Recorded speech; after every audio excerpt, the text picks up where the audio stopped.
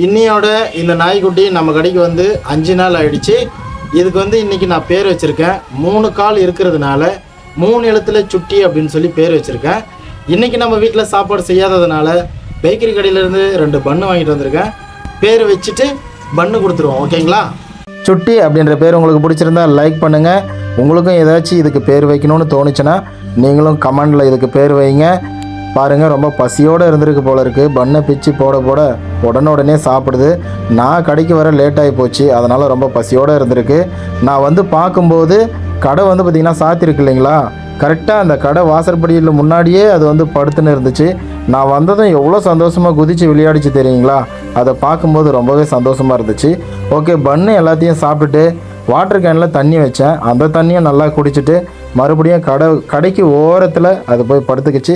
இந்த வீடியோ பிடிச்சிருந்தால் லைக் பண்ணுங்கள், ஷேர் பண்ணுங்கள், நம்ம சேனலுக்கு ஃபாலோ பண்ணுங்கள். தேங்க்யூ ஃப்ரெண்ட்ஸ், பாய்.